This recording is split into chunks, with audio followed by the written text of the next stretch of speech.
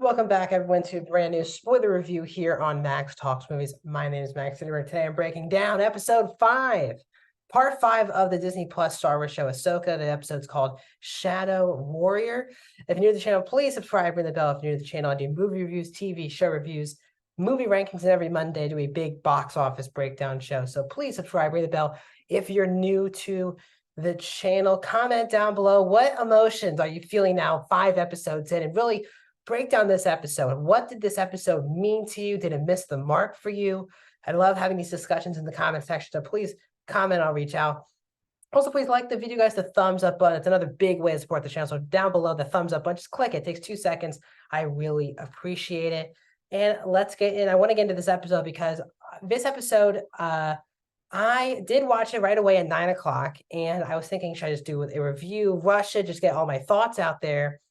But I really wanted to sit on this episode. I wasn't looking for everyone's opinion. Now, yes, I watched a lot of videos and things like that, but I had my firm opinion on the episode, but I just wanted to sit with it, see if it really did stick with me overall, and it absolutely did. I knew it would, but I just wanted to sit with it for a day, collect my thoughts of what I watched, make sure I had everything correct. So episode 5, this is one of the most special episodes of Star Wars television that we've gone so far on Disney Plus. Now, for people who maybe haven't watched Clone Wars, obviously the show has already kind of been missing the mark for people who haven't seen Rebels. But for people like me who, again, this show is kind of made for my demographic because I grew up with Dave Filoni as really the head creator of Star Wars. Again, Revenge of the Sith came out in theaters when I was, again, for context, I'm 21. When Revenge of the Sith came out, I was 3 years old. And I think my parents said I did go to the theater with them to see it, but obviously I don't remember anything that happened. And the first memory I have of a Star Wars movie in a theater was the Clone Wars movie, watching the show on Cartoon Network my entire childhood in elementary school. Then it got canceled.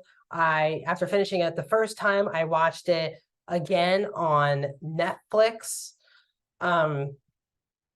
Back, I would say, I don't know, 2016, 2017, that type of range. Then the new season was coming out. I rewatched it again. I've seen it like 4 or 5 times now. I've seen Clone Wars. I watched Netflix by myself. Then I watched Netflix with my brother who hadn't seen it before. So that's 3 times. Then I watched it leading into, again, the new season back in 2020. So I've watched it now 4 times. And for me, seeing Clone Wars brought to life, live action, was breathtaking. Now, there's a lot of things going on in this episode. Again, Ahsoka's with Anakin this episode. Then you also have the Jason Hera stuff. Now, I do want to talk about Hera and Jason before we move into the Anakin stuff. So we start the episode with Hera, Jason, Carter, and Huyang, because they're looking for remnants of human life, and Huyang's holding Sabine's helmet. And sadly, it's really great performance from David Tennant saying they should have been together. I told them they're better together. And this really emotional thing from a droid already got me going in the emotional feels in the beginning of this episode. So we cut away as the episode happens. After the first Ahsoka Anakin stuff, basically Jason can sense the lightsaber battle going on between Anakin and Ahsoka from the top. And John Williams' Force theme comes through, and I just had chills. Again, he's that one composer where a lot of his music just brings chills or gets me emotional or brings me back to being a kid again.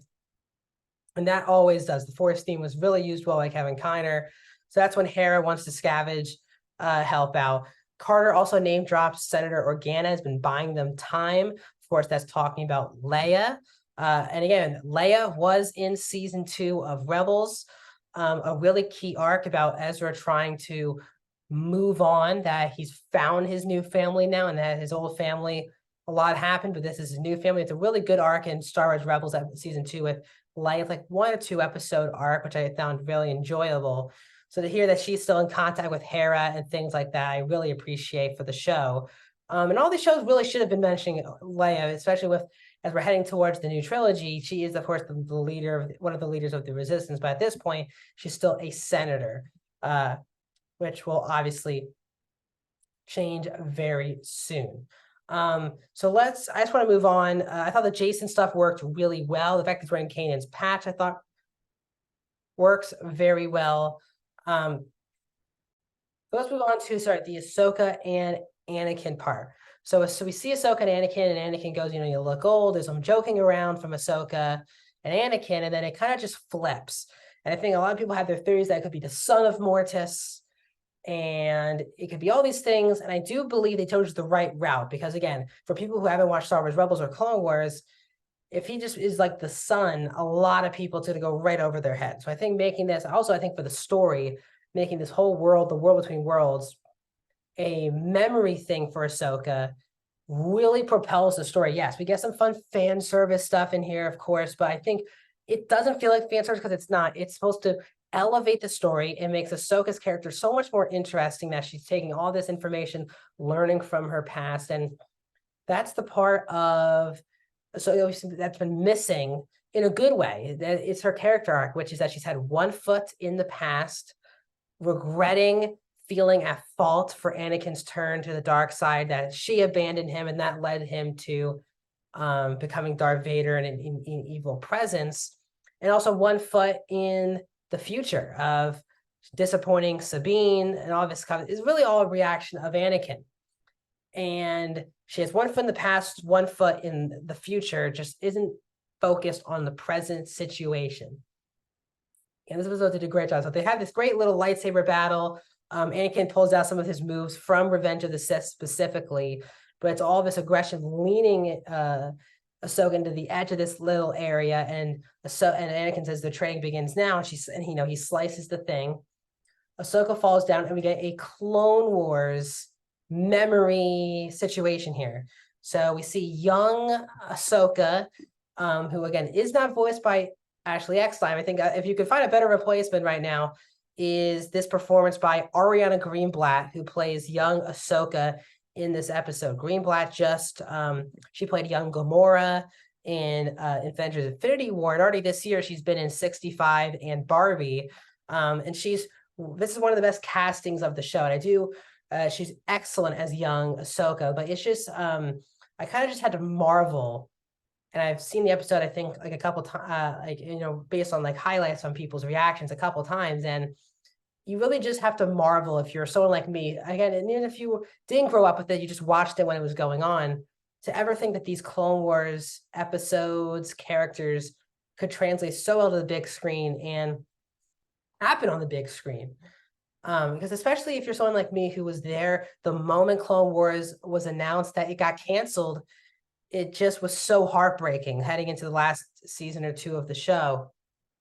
And to get now all these years later, not just a final season of Clone Wars 3 years ago, but now getting live action versions with Hayden Christensen playing the Clone Wars version of Anakin.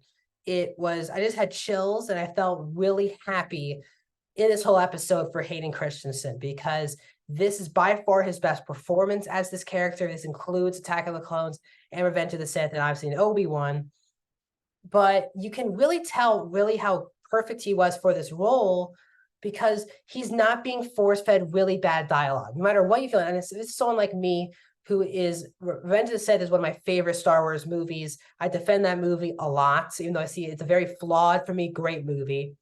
And while I really don't like Attack of the Clones, you can really tell when he gets dialogue like this, and he can really put that effort in the performance and not have to worry about saying some stupid lines that George Lucas is giving him. It just elevates his performance. And I think a lot of people in the prequel era got away. Again, Ewan McGregor and Natalie Portman were already pretty established actors, especially Portman coming into Star Wars. And they came out looking okay after the Star Wars prequels, and it really did destroy a lot of the career for Hayden Christensen moving forward. Now, again, obviously he's Anakin Skywalker. There's worse places to be after a career, but he really didn't hit the mainstream market ever post Revenge of the Sith, and he got a lot of the blame for that character. And you can really feel in this episode when he's not being fed just really bad dialogue. It's a truly great performance from Hayden Christensen, and he deserved this type of episode to show people that, one, he's a really good actor, and two, he really fits this character perfectly. So I really felt happy and relieved for Hayden Christensen that he did such a great job in this episode, went all in. Again, he was good in the limited time. Again, people are saying that he did play Vader and Obi-Wan, and he was the person inside the suit. And of course, you get that one with Obi-Wan at the end. But you can't really judge Christensen's really made full performance on Obi-Wan. That's he's mostly in the mask, other than that one flashback to the prequels and one scene at the end. You really see his acting in this show, and it's a tremendous performance in this episode. So we see, it looks like we're in the Battle of Ryloth, because there are Twi'leks behind talking to both Anakin and Rex. And if anyone knows me personally, Rex is my favorite character of Star Wars animation, Clone Wars, Bad Batch, Rebels. It's adore Rex. The only time I've cried in watching Clone Wars was that last episode where he took off his helmet and cried about having to, leave his, try to, think of deciding to kill his brothers or not. It's very emotional for me. So when we get those first two things, were very well done, really great dialogue from Dave Filoni. His writing has so much philosophy, deepness, mythology. It just is classic George Lucas Star Wars to me. Whenever Dave Filoni personally, just himself, writes an episode of Star Wars television. And he really has brought back classic Star Wars to me, in my opinion, with this show. So again, it's about living or dying, but Anakin keeps telling her. So we go to the Siege of Mandalore, which is awesome. Seeing when Maul took over Mandalore, they had the horns of the Mandalorians. I thought that was cool. And we see Tamora Morrison voicing Rex, which I really had chills. I was hoping for live action Rex, and it worked out. It was kind of crazy to see live action Rex for me. It was a lot to take in. And then we got this great scene with Ahsoka and Anakin, where Ahsoka's like, we parted ways before this. So you don't know what happened. And Anakin brings up the idea of legacy. And it is a messed up legacy. That is true. It's of death and destruction. You have the way it goes down is Yoda to Dooku, to Qui-Gon, to Obi-Wan, to Anakin, to Ahsoka. It's a long lineage. And Ahsoka is like, you were more powerful than anyone thought, all these things. And Anakin's like, you're not learning. And I forgot to mention also in that second flashback scene where Anakin runs towards the blow up or whatever, they kind of flash in Darth Vader a bit as he's walking away. It was an incredible shot. So we said another fight with Anakin and Ahsoka. This time Anakin has the Sith eyes and the red lightsaber, and he kicks her back into the world between worlds, and you hear Vader's breathing and a couple shots back and forth between Anakin and Vader. It was gorgeous, a gorgeous episode from Dave Filoni. His shot selection and the creativity was just on point. Ahsoka wins this fight because she wins the fight. She said, I want to live. And then Anakin closes his eyes, opens them up again, and it's back to being normal Anakin. That's it. I was very moved and really happy for Hayden Christensen that he got to have this episode. There's a lot of people, you can even say me a couple years ago, who really did judge his acting in the prequels. And I think a lot of that, I think if you realize after watching this episode, a lot of that really comes down to George Lucas's dialogue, that not all actors can survive bad dialogue. And it's not a knock on Christensen, but he obviously could not survive from a career perspective.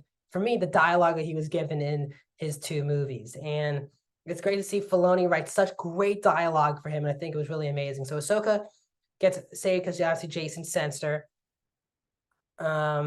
And then we go to the Purrgil scene where Ahsoka's like, we got to find a way. Mom Mothma basically to Hera, we need to bring you and Ahsoka back to Coruscant. We're going to strip you of, there's going to be a hearing to strip you of your general status and things like that. And, Hera's like, let me figure this out and you figure out how to get to Sabine. And she, she force senses the map and she sees everything that happens. And she's like, we got to get to Sabine. So she does use the Purrgil. Hera and Jason are also there, and Ahsoka's in the all white cloak that she was towards the end of season 4 of Rebels. It's very much Gandalf the White here. A lot of good combinations with Lord of the Rings in this show. And we end up with Ahsoka a lot more cheerful. And there's the Ahsoka that we all, for me, grew up with watching Clone Wars, that kind of positive, upbeat, funny person. And she's one of my top 5 favorite characters of Star Wars history. So see her patted back in her prime. And again, I'm not mad that they took her in that direction of being down and stuff. That deservedly so. She left her master and she feels guilt. I understand that. There's a really moving character arc with her character that I really appreciated. So she communicates with the Purrgil. Her and Hu Yang go inside. I guess Hera will not be on this adventure with Hera and Jason will not be on this adventure with Ahsoka. But then, Hu Yang's like, did he tell them where to go?